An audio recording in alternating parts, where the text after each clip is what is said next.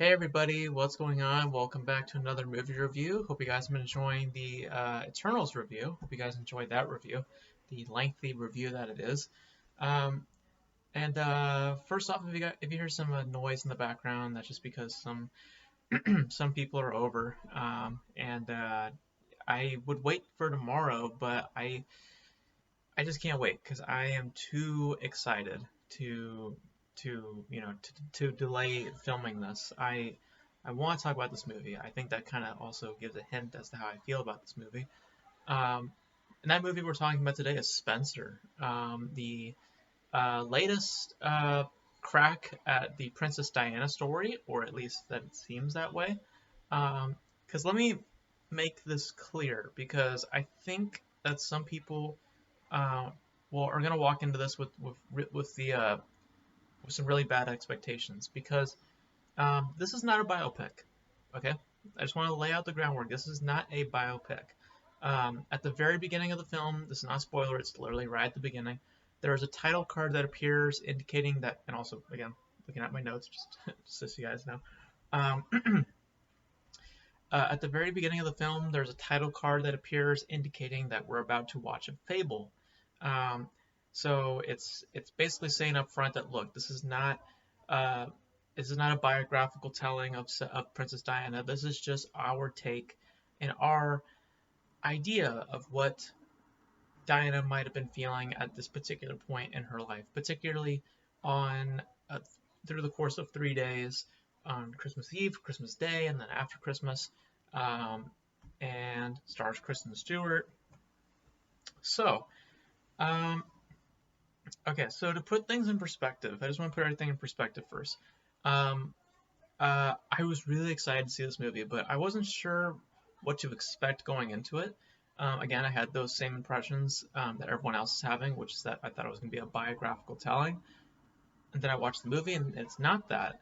Um, but just generally speaking, I was hoping for something great. Just in general, I was hoping for something great. Um, but I was also worried considering the year we've had thus far. I don't I don't think that 2021 has been a bad year per se, but it's been a very, I should say, surfaceable year. There's been some good movies there and there. Don't get me wrong, but I have yet to see a movie that really wowed me this year. You know, and also my change in taste have changed in film recently, so I was worried to see how Spencer was going to do. And I put it like this: the greatness of Spencer hit me around 15 minutes. Around the 15-minute mark, I was feeling the greatness that is Spencer, and it never stopped hitting. Once we got to that 15-minute mark, this movie, I'll just go ahead and say it, it's excellent. It is an excellent film. Um, there's so much that this offers, and I think leaves you wanting really to cheer.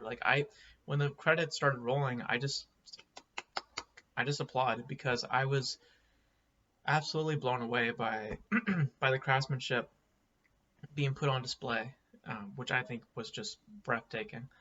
Um, and also, uh, where do I start? Because there's so many things that I love about Spencer. Um, I want to start off narratively speaking because, as I indicated at the beginning, this is a fable, so this is not a biographical take. They're not trying to make it sound like this is the Diana story. It's in the vein of something like At Eternity's Gate, which is, if you talk to Willem Dafoe, it's a BS biopic, meaning that hey, it's not really what happened. It's just our perspective of things. So it's in those types of veins where this is just what Pablo and Christian Stewart believed to have been Princess Diana at this particular point in her life, and how she might have felt at those times. Um, so with that, the perspective that we get is a perspective of sorry, a prisoner of royalty. I don't know why that was hard for me to get out of my mouth.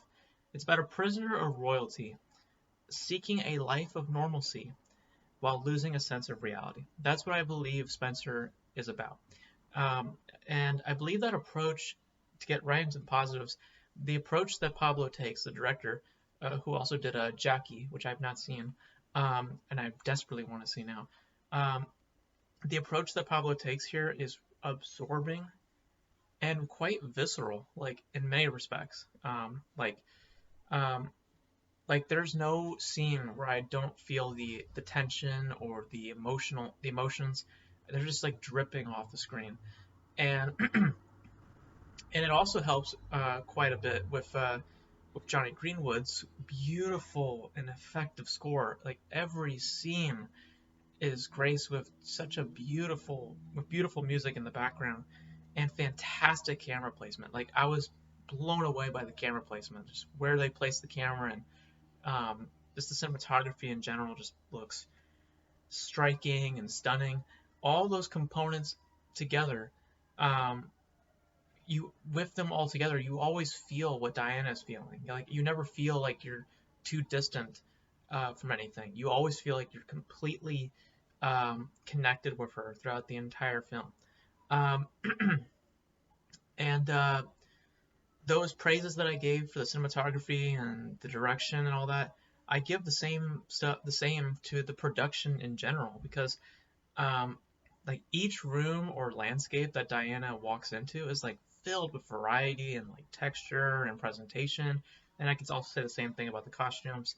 Um, but the most important detail to the outside environment that I noticed a lot throughout the film is the and also to the story in general is the looming presence of fog. There, if you a lot of the times when Diana is outside in daylight, there's always like this fog, this gray, like the color gray is kind of sneaking in almost, and it kind of plays a lot to the film's benefit, especially to our understanding of this rendition of Diana, because she's a very conflicted character. She's emotionally confused. She's trying to figure out, um, what she really wants, and how she would go about achieving it and all that stuff, and you know really being torn, and um, it all boils down to Christian Stewart, who ultimately is the person that is going to display all these emotions for us. And does she do that? Well, the only thing I can say negatively was that the accent at the start, remind it, just saying, at the start, was a little jarring, and it was hard to hear some of the lines at the beginning. But beyond that, beyond like 5 minutes of just trying to get adjusted to her voice, beyond that, once you've settled into the accent, her demeanor, her overall attitude, her expressions are so good. Her physicality and her ability to charm absolutely created, in my view, I probably have to think about it a little bit more, but I'm pretty comfortable with saying this, created, in my view, the best performance that I've seen this year thus far. Um, there are certain sequences here that just had me floored and just in awe. Um, like the makeup also on her, like it's not like a lot of times when actors are wearing makeup, a lot of times when they say like they gave a really great performance, it's actually more or less that they're under really convincing prosthetics, um, uh, so, but this is the case where the makeup only enhances her work, and at some points has her completely disappear, with both the combined efforts of the makeup department and Kristen Stewart herself. So it's not a case of, oh, the makeup looks good and that's what's keeping her performance afloat. Kristen Stewart could look just like Kristen Stewart, and um, I wouldn't care because the performance is excellent. It is a great performance. Um, so um, yeah, like I said, the performance is great. The cinematography is amazing. The production itself is glorious to look at. The narrative itself is a very unique approach to this type of story. Um, Emotionally intimate. The other thing I found very fascinating about the film, uh, is tonally speaking, because like I said, it is a fable of sorts, but um, you're immediately struck with an atmosphere that translates more or less as fantastical and like fairy tale like, um, because it's hard to even call this like a dramatic telling of sorts, because it holds many traits tonally, that is, that come across as like ghostly or haunting. There's been a lot of people saying that Spencer is more or less like a horror film. I absolutely agree. To phrase it properly, this is a horror film disguised as a drama because it doesn't feel. I mean, obviously there are dramatic elements, but the way that the film presents itself to you, it does not come across as a straightforward standard drama. It feels psychological. It feels like there are tensions brewing like underneath. There are horror elements in here. They're just very subtle, um, and sometimes very upfront. Like there's a dinner scene, which I think is the best scene in the entire movie. I won't spoil it, but there's like a dinner scene early on. Um, it involves pearls. I'll just say that that felt like something from a horror movie. Like that didn't feel like a dramatic scene. That felt like a horror scene. So, um, and like I said, there's like ghostly elements to the film. I won't spoil it, but there's like ghostly elements there as well. So it's definitely a horror film. It's and like kind of like in some ways a classic horror film in some respects. Like it kind of caters to that. Not it's not like modern horrors where it's just like jump scares, but whatever. It feels like something from like the 70s, in general. Like just this movie feels like something that was created from the 70s. Um, and in terms of horror films, um, like it leans much more on its atmosphere. Um, and yeah, I just think uh, Spencer is not at all like it is definitely a drama, but it is certainly a horror film in many respects. I can do like an essay on it, and I could, you know, just like there's a point where she goes into a house, and its depiction kind of represents a certain cliche in horror films. I think you guys know where I'm going with that. Um, but the point is that the approach that Pablo makes here and just the overall atmosphere that's created is something that I did not see coming, and I welcomed it so much because it was awesome. It was a wonderful, wonderful choice to bring these types of tones and these types of elements into Spencer because it really enhanced and really um, amplified a lot of what they were trying to say about Diana, their version of Diana, and just the circumstance in general. Um, but what really sealed the deal for me on Spencer, what really, really just made me go, this is amazing, is how it chooses to wrap itself up. At first, when you watch it, you feel like, okay, this feels kind of odd. Like it's typical. Like it's a bit familiar. Like it seems pretty just like normal. Like we've had a very different film um, just now, and now all of a sudden we're over here, and it seems like a typical type thing. I, I was thinking to myself like, why was this choice made? And then it hit me. That's the point. That is the entire point. And when I started to, because I was when the ending was playing out, I was thinking to myself, why the why the tone shift?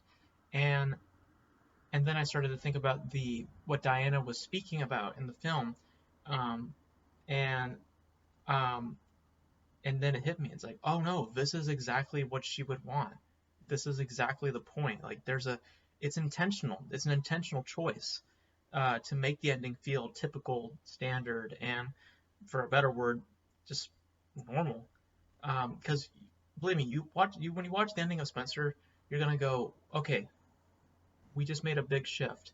But that shift is for a very, very good reason. And to me, it's a brilliant ending. Absolutely brilliant ending to what I believe possibly is the best movie that I've seen in 2021. Yep, I said it. I think Spencer's probably the best film of the year. Obviously, there'll be some other films that will come out in the next few weeks, and we have a whole other month to come. But in terms of just in terms of just direction, which I think is just splendid here, in terms of uh, In terms of just camera work and cinematography, I think it's spectacular and gorgeous to look at. Um, in terms of a tone, I think it's richly detailed, and I think in terms of performances, Kristen Stewart delivers a mesmerizing performance here, and the best of the year, in my opinion. Um, she should definitely win the Oscar. I know she's getting like Oscar buzz right now. Definitely, she definitely should be winning the Oscar, and hopefully she does. Um, like for I, I'm I'm floored. Like Spencer delivered on all fronts, in my opinion, and it's a piece that should be viewed on the big screen. Also, like I know that people were like kind of like pitching like Dune and Eternals. Like for me, those movies you can like Dune and Eternals, you can watch those films at home and get the same type of feelings. You know, Spencer is a film that I think is made for theaters. I feel like you have to see this in the theater because watching it on your little laptop or the big screen over here, I don't think that's going to do the film justice. So please go out and watch the film. I heard it didn't do well at the box office, so please go and support it. It's a really good film. It's it it was the first great movie that I saw in 2021. I mean, I saw a lot of good movies this year and a lot of solid movies this year, but Spencer was the first great movie that I saw in 2021, and hopefully not the last one. Um, so yeah, I love this movie. I love it. I love it. I love it. I can gush about this movie. Hopefully it comes out on streaming or on Blu-ray, like because I want to keep it. I want to have it on my shelf. Like it was really good. I was really happy with it. Um, it just did it did so much right for me. Um, and just the way I felt, like again, I just wanted to cheer. I just wanted to just stand up and applaud, like give it like a standing ovation. Um, so also funny story about my screening. Um, for some reason, I don't know why, but this couple decided, hey, you know what would be a good film to take our kids to? Spencer. The kid ended up crying at one point, and then they had to take him out. And I just thought to myself, you have Eternals playing in like 5 or 6 screens here, and you decided to take your kid to the Princess Diana film.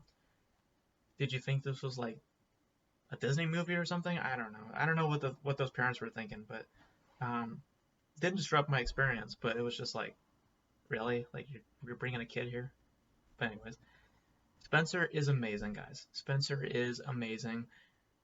Quite possibly the best film that I've seen this year. Probably, if I think about it. Probably need to think about it a little bit more tonight, but absolutely amazing film.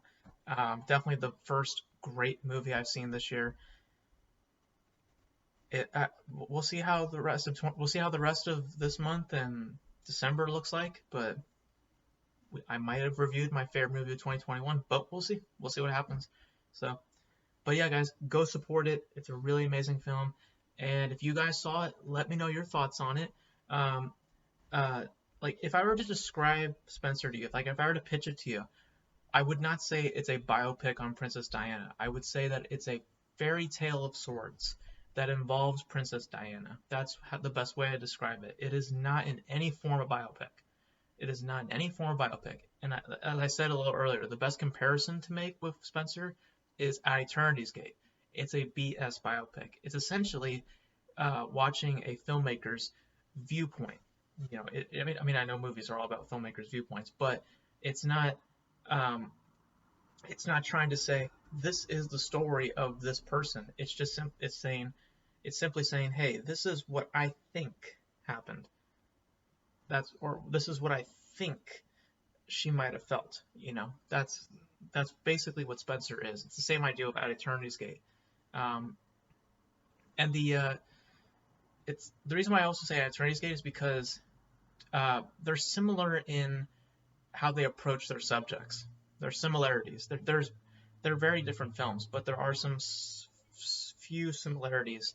Um, like At Eternity's Gate is a meditative experience. I would say it's much more a drama than Spencer is. Um, but there are elements that Spencer has that At Eternity's Gate also has in terms of just how they handle their subject matters. So Uh, so, and I love At Eternity's Gate as well. I love that movie. Um, so yeah, if you're gonna pitch it to someone, don't pitch it as a biopic. That's the worst way you can pitch Spencer. If you're gonna pitch Spencer to someone, pitch it as a fairy tale of sorts, because that's basically what this is. So, so yeah, guys, that's it for my review. You guys let me know how you thought. Wait, blah, blah, blah. You guys let me know what you thought of Spencer. My tongue does not working. Um, and that's it for this video. I mean, I'm just really happy. I'm really happy that this movie turned out well because I was really excited for it, and I'm happy that I walked out of it. Seriously, I ran through I think the gambit of emotions watching this movie. I was laughing, I was tearing up, I was like kind of scared at certain points. I ran through the whole gambit. At least I think I did. Like I don't think yeah, I teared up, I laughed, I got scared, I was just I felt so many emotions. I think that's the best way to say it. Just ran through a gambit of emotions, not the gambit of emotions. But yeah, I can keep talking about this movie all day. So I'm gonna end this video here, and you guys go check it out. It's an amazing movie. And um, yeah, so that's it for this video. I'm gonna go check on my cat because she's crying.